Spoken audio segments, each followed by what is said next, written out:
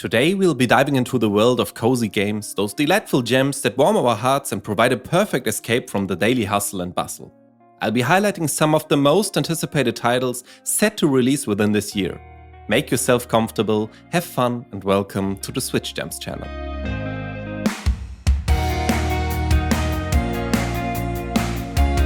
Before we start with the actual top 5, I have one very specific honorable mention for you today. Haunted Chocolatier is being developed single-handedly by the same developer as Stardew Valley and is currently one of the most highly anticipated cozy games. Eric Barone, the hero behind both games, is still commendably taking care of his nearly 7-year-old baby Stardew Valley and has therefore taken a small break from the development of Haunted Chocolatier. Additionally, Eric works very diligently and we can assume that Haunted Chocolatier will only be released when everything in the game is truly perfect for him. It is therefore highly likely that Haunted Chocolatier will be released next year, possibly even as late as 2025. I'm confident that our patience will pay off in the end. And now let's start with the top 5, as always, in no particular order.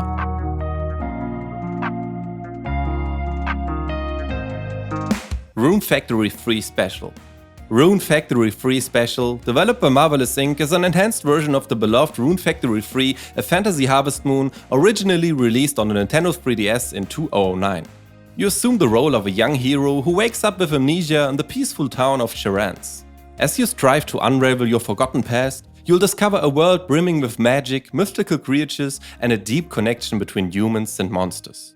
You engage in thrilling combat with a variety of weapons, cultivate crops on your farm, and even tame and raise monsters to aid you in battle or assist with everyday tasks. I have always liked the mix of adventure, farm sim and RPG, and I think with the special version of the third part, we can expect another colorful genre mix at its best. Fae Farm.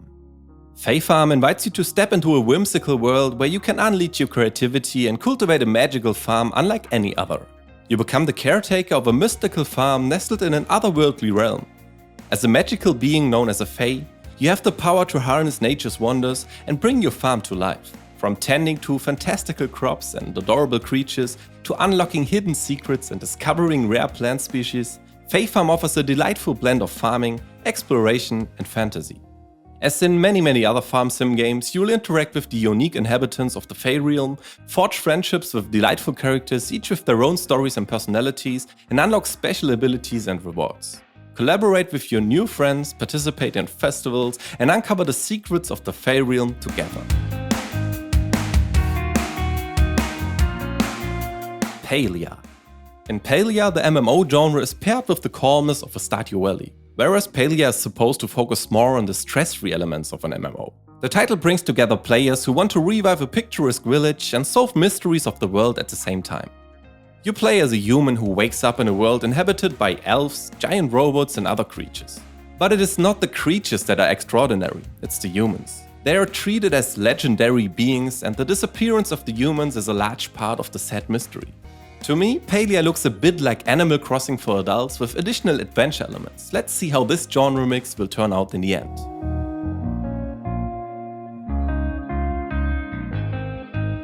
Moonstone Island. I'm especially looking forward to Moonstone Island. Accordingly, I have already made a complete video about the game, you can find the link in the description. But to summarize it again briefly, Moonstone Island offers a delightful mix of farm simulation and RPG with charming pixelated graphics reminiscent of games like Stardew Valley and classic Game Boy Advance titles. Despite the risk of spreading itself too thin, Moonstone Island appears versatile, exploring various genres. Players embark on a year-long alchemist training residing on a sky island. They cultivate crops, befriend villages, mine resources and clear forests. The game also introduces exciting exploration elements such as dungeons and temples with the ability to visit other sky islands. A standout feature is the ability to tame and utilize nature spirits in battles reminiscent of the strategic card-based combat seen in Mega Man Battle Network series. Moonstone Island seems to be a mixture of Stardew Valley and Pokémon and therefore has absolute hit potential for me. Unfortunately, we still lack an exact release date here, however it has been confirmed that it will be released this year. Pixelshire. Pixelshire is keeping it somehow similar to Moonstone Island in terms of the release date, but it's definitely supposed to come out this year. But let's first talk about the game itself. Pixelshire is a sandbox RPG with elements of life simulation, city building, exploration and combat. All of this, of course, in pixel art. Both visually and in terms of content, parallels to Stardew Valley are hard to deny, which in my eyes is rather positive. Build your own farm, plant and cultivate crops and breed livestock. Choose from a variety of professions including farmer, miner, lumberjack, fisher or cook. Manage your own store and sell valuable items you find on your adventures. As you might hear, Pixelshire doesn't reinvent the wheel, but it does combine everything we've come to love as farm sim fans with charming pixel art. Here we finally have our one and only Stardew Valley alternative.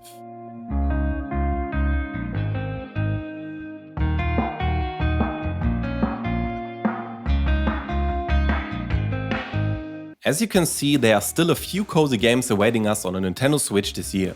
Did I forget a game? Feel free to let me know in the comments. If you liked the video or even found it helpful, please show me with a thumbs up and a free subscription to my channel. Thanks for checking in and see you next time on Switch Jams.